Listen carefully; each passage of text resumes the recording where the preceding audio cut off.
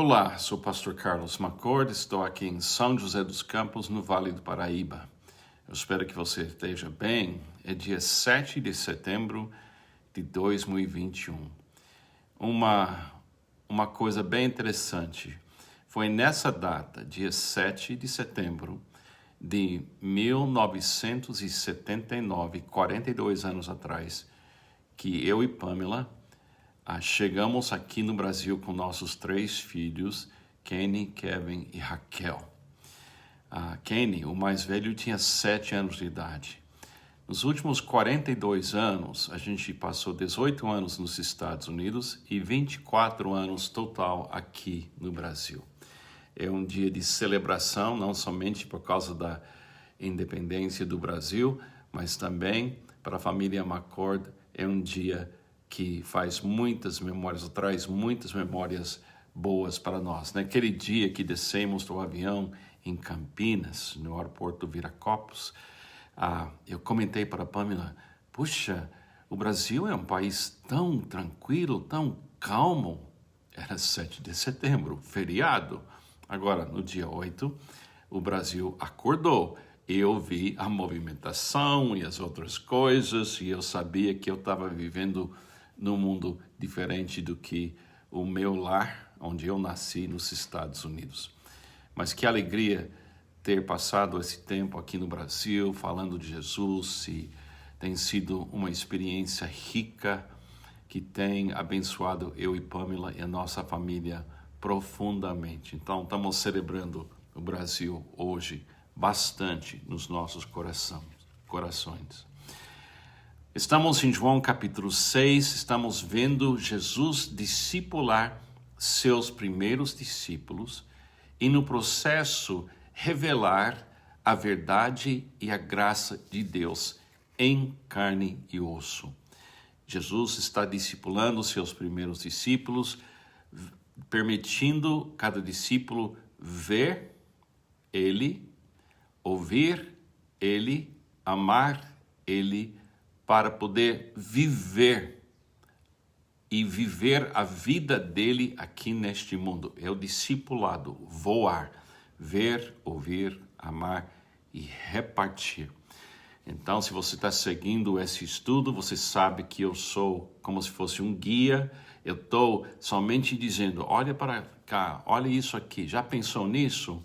Então, vamos continuar. Versículo 14 o Evangelho segundo João, capítulo 6, versículo 14. Depois de ver o sinal miraculoso que Jesus tinha realizado, o povo começou a dizer, sem dúvida, este é o profeta ou Messias que deveria vir ao mundo.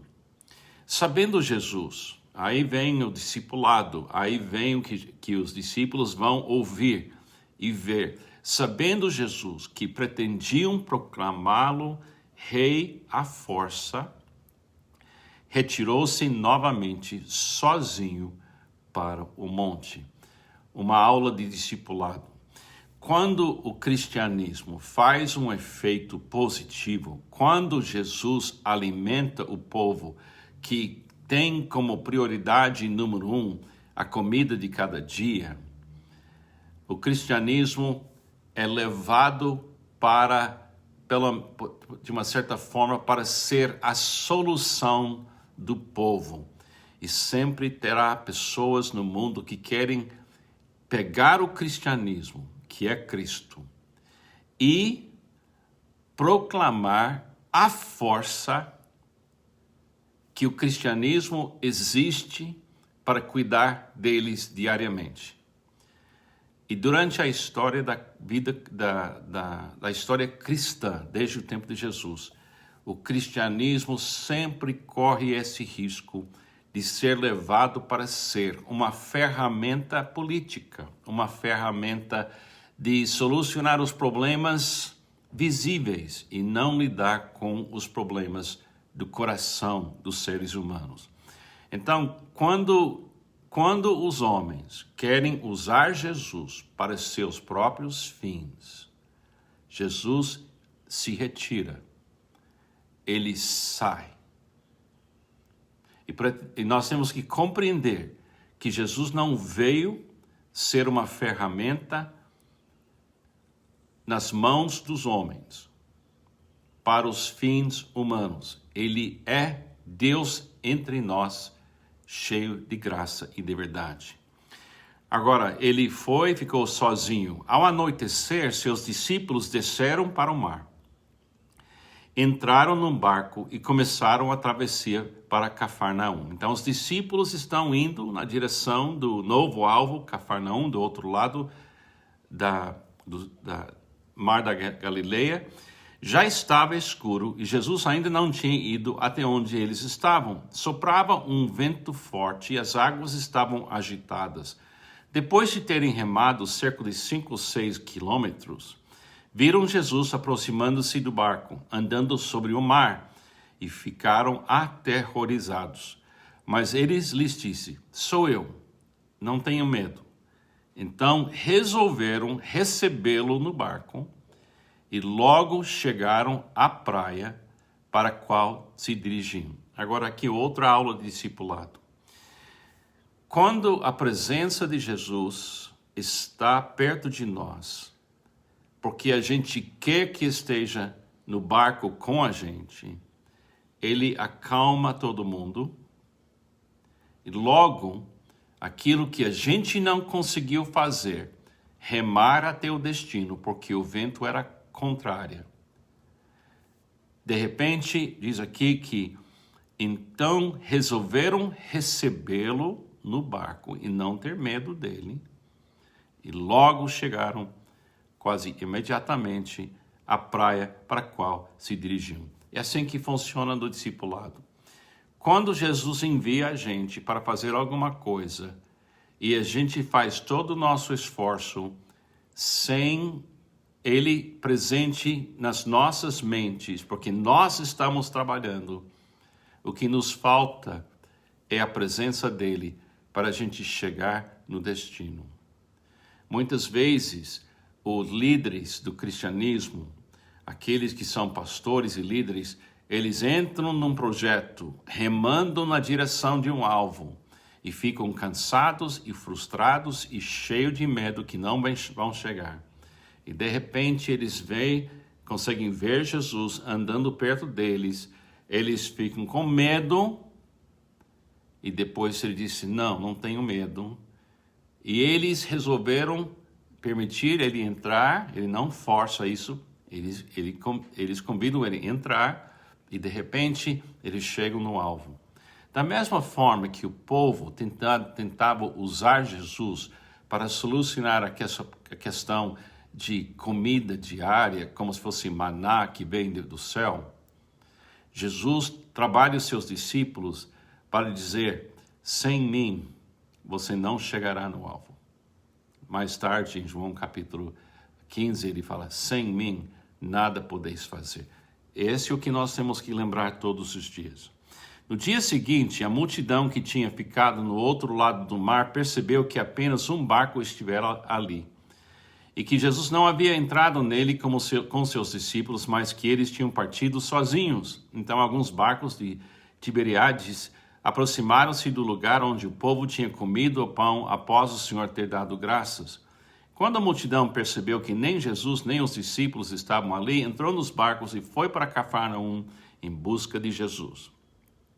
Quando o encontraram do outro lado do mar, perguntaram-lhe: mestre, quando chegaste aqui? Jesus não responde a pergunta. Olha o que ele faz. Ele não responde perguntas que são perguntas que têm por trás uma outra agenda. Jesus respondeu: a verdade é que vocês estão me procurando, não porque viram os sinais miraculosos que veio do meu Pai, mas porque comeram os pães e ficaram satisfeitos. Não trabalhem pela comida que se estraga, mas pela comida que permanece para a vida eterna, a qual o Filho do Homem lhes dará. Deus, o Pai, nele colocou o seu selo de aprovação. Então lhe perguntaram, agora o povo vai entrar de novo: o que precisamos fazer para realizar as obras que Deus requer? Isso é religião, isso é o mundo. O que precisamos fazer O que nós precisamos fazer para realizar as obras que Deus requer? Então, tá vendo? Eles acham que eles precisam criar alguma coisa que podem trocar para receber a graça de Deus. Jesus respondeu: a obra de Deus é esta: crer naquele que ele enviou. Ponto. Se quer fazer a obra que Deus quer, creia em Jesus. Isso é para discípulos, isso é para o mundo. A única obra que nós podemos oferecer a Deus é crer naquele que ele enviou. Por isso eu falo sempre, temos que ficar focados em Cristo Jesus. Crendo em Jesus. Quando ele não está no barco, estamos remando, a gente não chega, crê nele. Ver ele. Ouvir ele dizer, não tenha medo. E convida ele a entrar no barco com você. E chegará logo no destino que Deus tem em mente para você, em Cristo Jesus. O povo sempre quer usar Jesus para solucionar os problemas temporários, mas ele veio solucionar problemas da eternidade. É claro que ele pode multiplicar pães e peixes, é claro que ele pode curar pessoas, mas ele faz tudo isso para tirar os olhos dos seres humanos, das coisas aqui embaixo, e jogar sua atenção para Deus, o Criador, que ele representa, e ele tem a marca de Deus na vida dele. Então, amados, vamos ver Jesus, ouvir Jesus, amar Jesus, para a gente poder viver Jesus. E a nossa obra é crer naquele que ele enviou nas nossas circunstâncias hoje, dia 7 de setembro de 2021. E certamente tem muita oportunidade para a gente fazer essa obra, crer em Cristo Jesus. Deus te abençoe. Espero que você aproveite muito esse feriado, esse momento. Não tenha medo, pequeno rebanho. É do agrado do Pai lhes dar o reino. Não tenha medo. Creia em Jesus. Que Deus te abençoe.